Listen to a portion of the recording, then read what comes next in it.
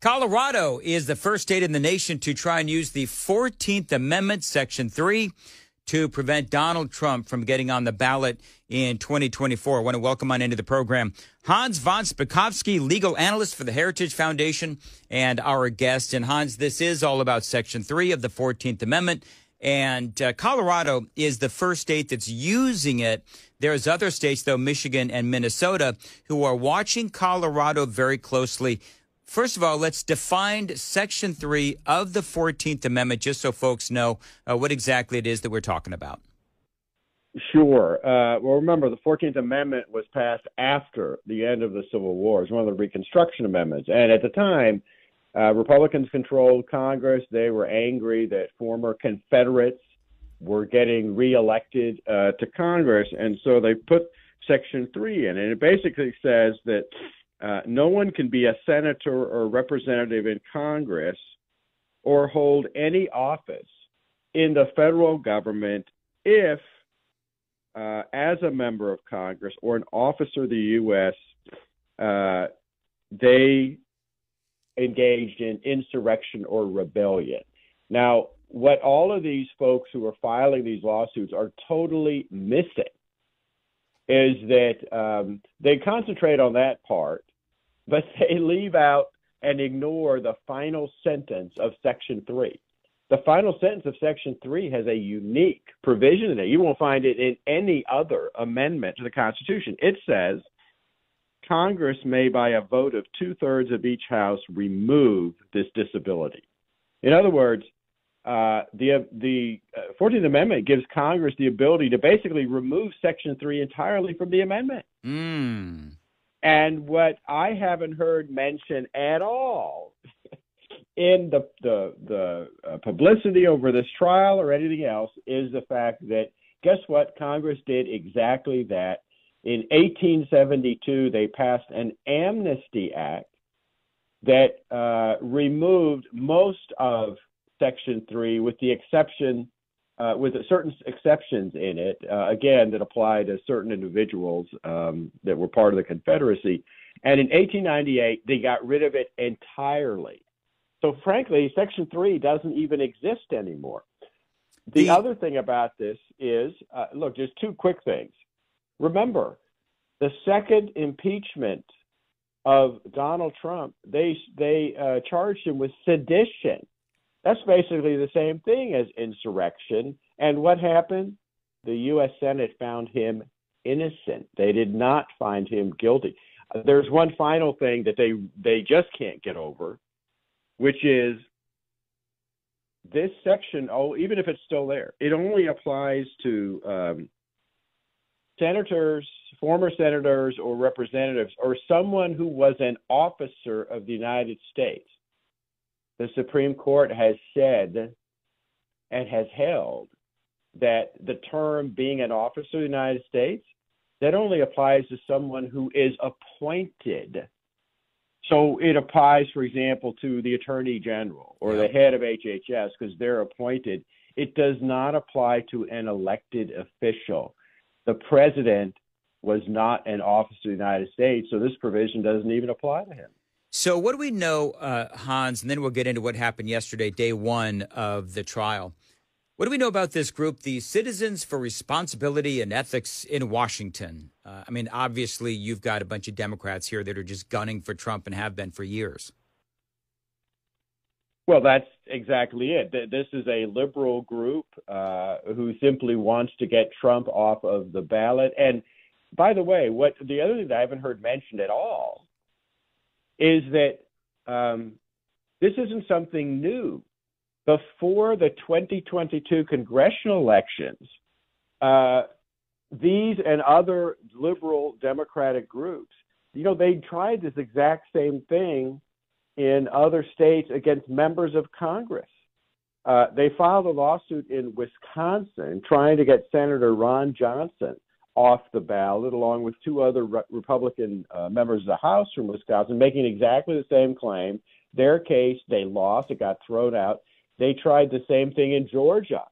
In Georgia, they tried to get Marjorie Taylor Greene off the ballot because they said she had participated in an insurrection rebellion. They lost there too. So basically, they've been losing these cases, but this isn't the first time they've tried it. Yeah, it's the first time with Trump, but they tried this against Republican members of Congress last year, and they lost.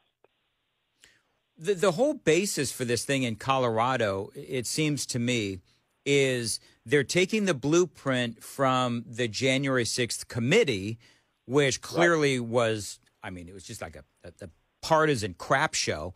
And they're using what happened there as the basis for this, lawsuit essentially in Colorado. Would you say that's accurate?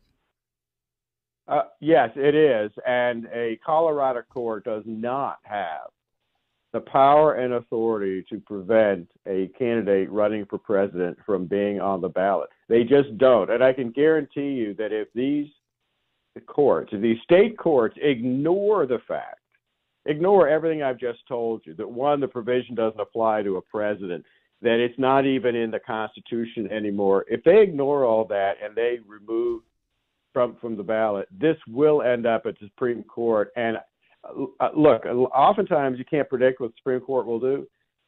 I'll pretty much guarantee you that in this case, the Supreme Court will overturn any contrary decision by state courts on this. Do you think that would fall, knowing what we know about the Supreme Court? The Democrats will say, oh, it's just a partisan, Supreme Court. Do you think the left-leaning judges would be in agreement with what you're saying about how this really doesn't even apply? The 14th Amendment, Section 3 doesn't apply to this case? No, I think they would actually agree with the Republicans on this issue. By the way, something that hasn't been mentioned is, this was already tried in federal court. This nutty lawyer from Texas, well, I shouldn't say nutty, but he's always filing lawsuits. Listen, he filed a lawsuit in Florida in federal court just this past summer trying to get Trump off the ballot. The federal district court threw it out. The appeals court threw it out. He filed a petition for cert with the U.S. Supreme Court in August, asking the Supreme Court to take up the case in October, beginning of this month. They refused to do it. Colorado is the first state in the nation to try and use the 14th Amendment, Section 3, to prevent Donald Trump from getting on the ballot in 2024. Hans von Spakovsky is joining us from the Heritage Foundation, legal analyst, Michigan and Minnesota, watching what's happening in Colorado. Do you have this is in front of a judge. Number one, what do we know about this judge, Sarah Wallace? Well, the lawyers, I think, for Trump tried to get her to recuse herself because of the fact that she had given a donation to a liberal group who was, in essence, trying to get the vote out for Democratic candidates. She has refused to do that, saying, well, she didn't even remember that she had given that donation. Of course, that doesn't that's not the way you decide whether you recuse yourself. The way a judge is supposed to recuse themselves is if something they've done would give the public the appearance of potential impropriety. The fact that she supposedly doesn't remember the donation is not relevant, and that in itself shows that she, frankly, doesn't know how to properly apply the law. But you'll notice, right, where have they filed these suits? They're avoiding red states and conservative judges who might actually interpret and apply the Constitution or the way it's written and the way it's been historically passed and interpreted.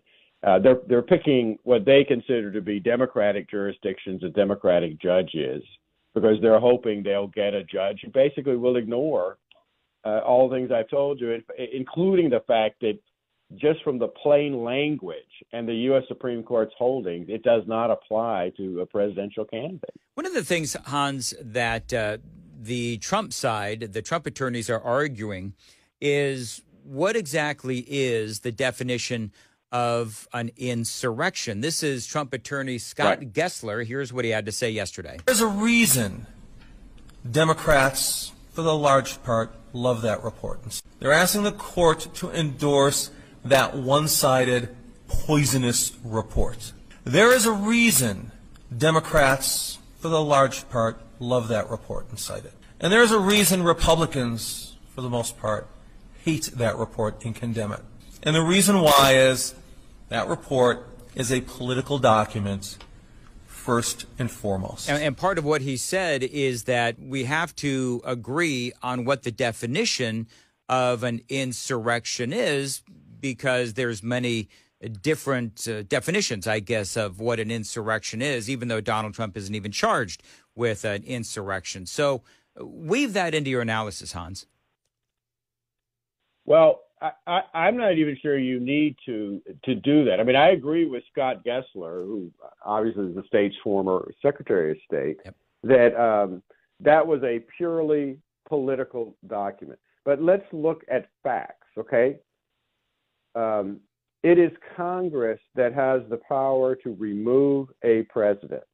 They had the opportunity the second time they impeached the president after what happened on January 6th. They had the opportunity to charge him with insurrection or rebellion.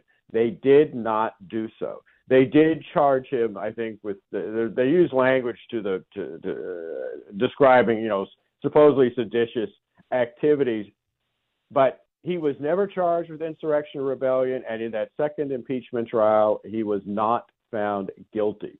So what?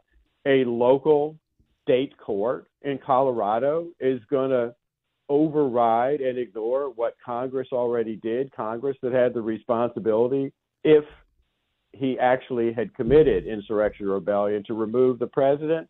That would upend our whole system and give lone judges in state courts all over the country the ability to get rid of presidential candidates they don't like for political reasons. And that's just crazy. So, Hans, are they just afraid of Donald Trump? I mean, because this isn't about Colorado, because Biden is winning, the polling in Colorado, but this isn't about Colorado. Are the Democrats just that afraid of Donald Trump that they're trying to use this to get him off the ballot when, according to you, there's no constitutional basis for this? It's a combination of the fact that they are terrified of him, but it's also just to give him, to make it even harder for him to run for president. And it's a talking point as well for the left. Exactly right. I mean, like I said, it was the same thing that they did in 2022 when they went after all these members of Congress filing the same kinds of suits. They didn't have a hope of winning in those cases. They didn't win, but it was to cause as much trouble and distract those individuals from their reelection bids. Now, they weren't successful. Ron Johnson got reelected, Marjorie Taylor Greene also, but it was to cause them as much trouble as possible. And think of it this way. I mean, how many other suits is Trump defending himself in, criminal prosecutions, while he's trying to run for president? Now he has to deal with this too. It never ends. And Hans, I always appreciate the analysis. At 6:51,